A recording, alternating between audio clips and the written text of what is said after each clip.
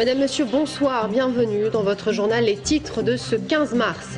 Elle avait frappé un policier au cours d'une Gay Pride. Une jeune militante vient d'écoper de 3 mois de prison avec sursis. Elle dénonce le 2 poids 2 mesures de la justice. Nous l'entendrons dans un instant. Dans quelques jours, cela fera 50 ans que les accords d'Évian ont été signés. Nous verrons comment les communautés pieds-noirs et harkis de Touraine vivent cet anniversaire. Et puis nous terminerons cette édition avec du tennis et la Coupe de France de double de 11 ans. Bonsoir. Les identitaires de Vox Populi cèdent finalement à la pression de la préfecture. Le groupuscule d'extrême droite envisageait de manifester devant le congrès de Vinci samedi, au moment où le comédien Jamel Debbouze se produira sur scène. Les autorités redoutaient des débordements. Agnès Michaud. C'est le 3 mars que la manifestation est annoncée sur le site internet de Vox Populi. Le 7 mars, elle est déclarée en préfecture par fax, comme la loi le prévoit. Et la réponse ne se fait pas attendre. La manifestation ne peut se tenir comme prévu samedi à 19 h devant le centre de congrès Vinci. Il est en effet stipulé, afin d'éviter tout trouble à l'ordre public, cet emplacement est inapproprié. Je vous remercie de bien vouloir choisir un autre site pour votre rassemblement. Ce qui pose problème, c'est un autre événement prévu au même endroit, au même moment et jugé peu compatible, le spectacle de Jamel Debbouze au Vinci. Pour Vox Populi, il s'agit non pas d'un calcul, mais d'une pure coïncidence. Je ne savais pas qu'il y avait le spectacle de Jamel Debbouze à ce moment-là, à ce niveau-là. On l'avait prévu à cet endroit-là parce que la ville est en travaux. Il y a des travaux partout, c'est un vrai champ de bataille en ce moment avec les travaux de tramway. Et si vous voulez, c'est le seul endroit où il n'y a pas de travaux, il y a du monde. Il y avait Vicky-Loire à côté qui draine pas mal de monde durant cette journée. Bon voilà, c'était un point stratégique assez intéressant. Vox Populi se défend donc de toute provocation. Même s'ils regrettent la réaction de la préfecture, ils se plieront à la règle. Leur mouvement de soutien au site f2souche.com, qui vient de faire l'objet d'une plainte déposée par l'association France Terre d'Asile, aura bien lieu samedi 17 mars à 19 h, mais ce sera devant le palais de justice. On vous en parlait il y a quelques jours. Une jeune femme comparaissait pour violence envers un policier lors de la Gay Pride en mai dernier. Le tribunal correctionnel de Tours a rendu son jugement ce matin. 3 mois de prison avec sursis. Elle devra verser 800 € de dommages-intérêts à la victime. On écoute la jeune militante. Je constate donc encore une fois, quand il y a des violences policières, eh bien, la meilleure façon de répondre à ça pour l'État, c'est de dire on couvre par la justice, on couvre en disant que les gens avaient de toute façon tort. Voilà. Moi je sais quelle est ma part de responsabilité dans cette affaire. Je sais que pour moi je n'ai pas donné de coup de tête. Donc c'est pas mon problème et je sais que c'est pas la justice qui va me rendre justice à ce niveau-là. Politique à présent, le Parti socialiste dénonce une campagne électorale UMP faite aux frais du contribuable. Dans un communiqué, le Parti socialiste d'Indre-et-Loire rappelle qu'en l'espace de 3 mois, 8 ministres sont venus en visite dans le département. En plus du président de la République, la plupart de ces déplacements ministériels se sont terminés par des meetings de soutien à des candidats UMP aux législatives en Touraine. Et d'ailleurs, demain, Jeannette Bougrabe, secrétaire d'État à la jeunesse, sera en visite à Tours. L'occasion justement de faire le point sur ce qu'il s'est passé ces dernières semaines au sein de la classe politique tourangelle. Les coulisses, un reportage de Florent Carrière.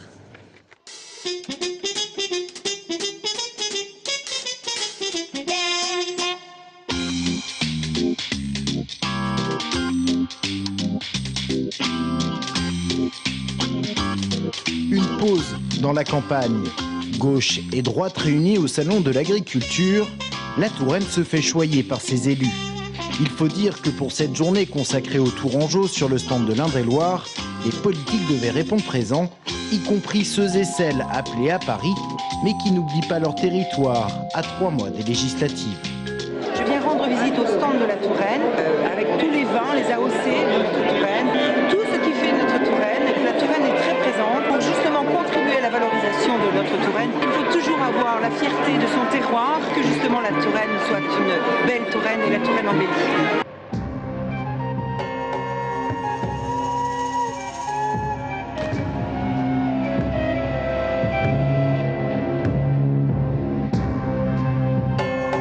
Au Parti socialiste, on s'apprête à mener bataille.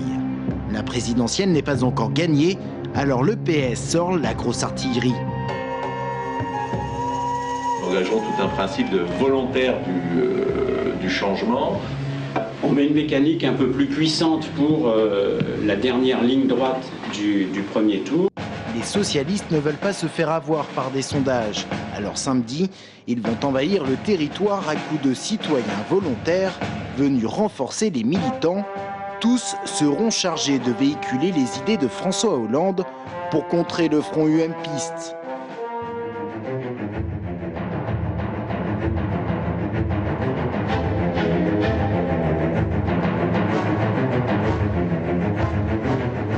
Mais à l'UMP justement, la guerre intestine se poursuit. Philippe Briand veut la peau de Thibault Coulon, alors tous ceux qui l'ont soutenu ne semblent plus avoir leur place dans le mouvement, en tout cas pas dans le quart pour Villepinte. 3 militants tourangeaux ont été privés du grand meeting de Nicolas Sarkozy. On ne peut pas à la fois critiquer l'UMP et souhaiter avoir les moyens de l'UMP pour se rendre à des meetings.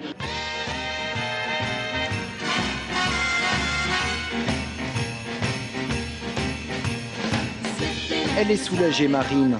Pour elle aussi, la course a vraiment commencé. Elle a réuni ses 500 signatures. Le parti en revendique 6 en Indre-et-Loire. Et pourtant, Marine Le Pen faisait durer le suspense. Peut-être là une stratégie qui se transmet de père en fille.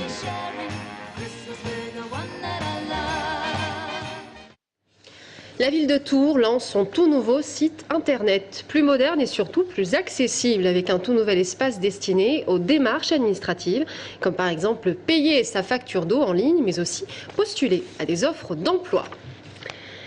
Dans 4 jours, un anniversaire, cela fera 50 ans que les accords d'Évian ont été signés. Vous le savez, ce traité a mis fin à 8 ans de guerre d'Algérie.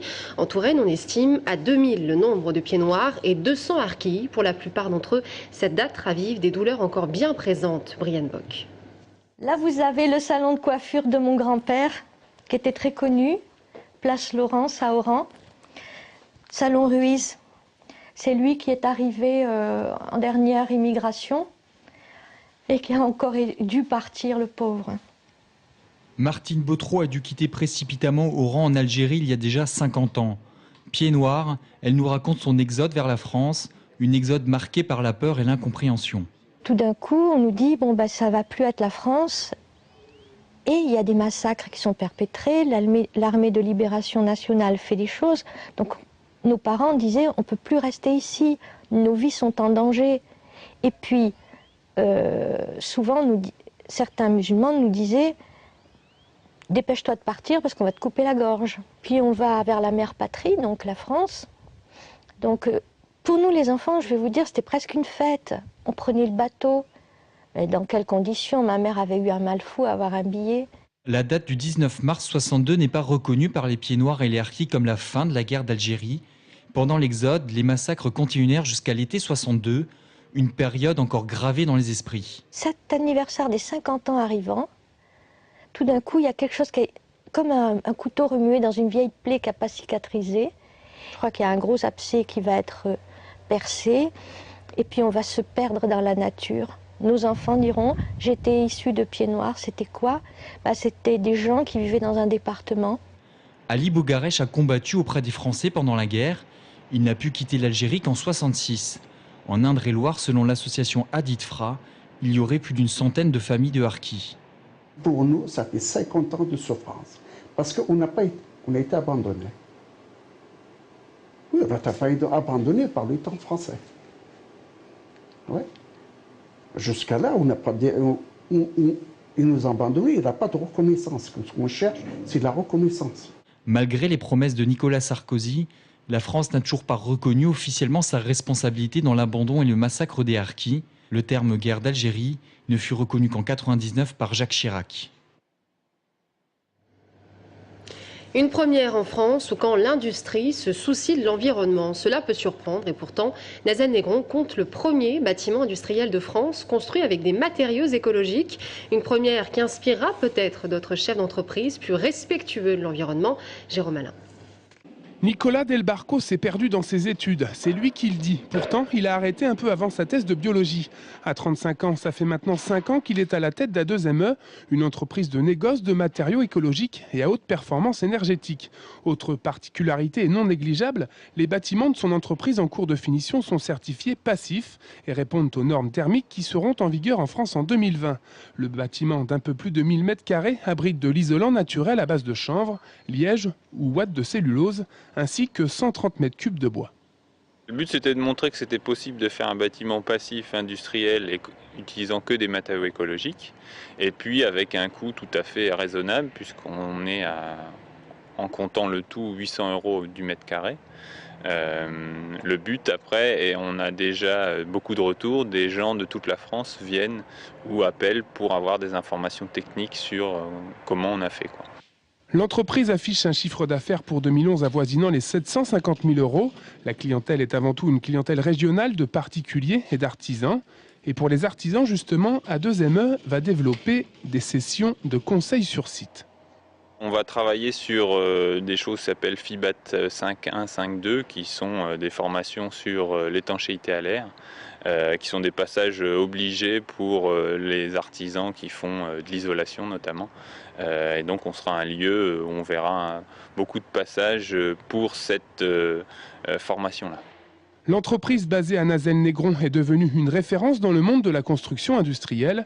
Nicolas Del Barco et son associé Olivier Allard ont obtenu 180 000 € de subventions de l'Europe, du département et de la communauté de communes pour récompenser un bâtiment à la pointe de l'éco-construction. Demain soir, le Tour FC accueillera l'AS Monaco, stade de la Vallée du Cher, pour le compte de la 28e journée du championnat. Un match pour lequel Julien Cardier et Diego Wilfried seront absents. Jérémy Blaillac, lui, signera son grand retour. On écoute l'entraîneur Peter Zedler. Il faut être prêt. On est prêt physiquement, il faut être prêt tactiquement, on l'est. Et maintenant, c'est... des petits détails comme toujours. Alors, mais j'ai confiance et de nouveau, une fois de plus, pour moi, c'est le rôle du public. Est-ce qu'on, d'après ce qu'on m'a dit, on n'attend pas seulement 4 000, peut-être un peu plus, 6 000, 7 000. Et on a déjà vécu ça cette saison, surtout à l'extérieur, que le public peut jouer un rôle. Et en tennis, en ce moment et pour la 3e année consécutive, la Coupe de France de double 11 ans se déroule jusqu'à samedi au club jocondien de tennis des Saint-Père. Une compétition qui regroupe les meilleurs tennismen français et surtout les plus jeunes. Romain Delville. L'avenir du double français, souvent décisif en Coupe Davis et en Fed Cup, se joue au tennis des Saint-Père, rien de moins.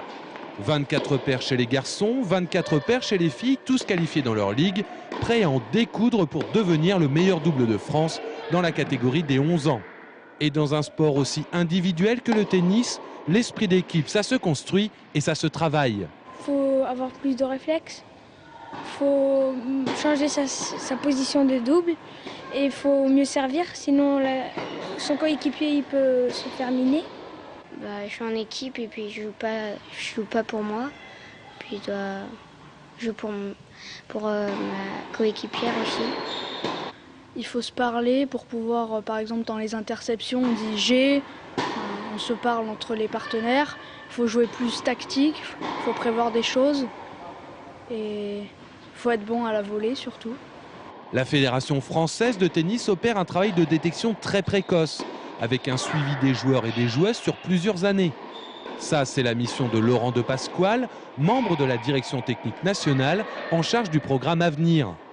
Ce qui compte n'est pas tant le potentiel d'un jeune joueur, mais son évolution au fil du temps, en particulier chez ses préadolescents. On est très soucieux de la formation du double, parce qu'en plus de cet attrait pour le haut niveau, ça, au niveau de la formation, c'est excessivement important pour apprendre à nos enfants à servir avec une intention forte, des enchaînements vers l'avant, vers la volée, le retour de service, donc des choses bien techniques, mais qui sont très spécifiques au double et qui nous servent aussi au simple.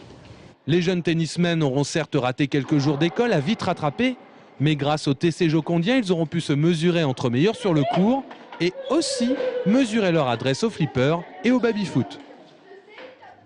Et on termine avec le Festival Imagine qui débute ce soir à Tours. C'est Charles Passy d'ailleurs qui ouvrira le bal, vous le voyez. Le Festival Imagine signe une sélection éclectique pour ce rendez-vous musical.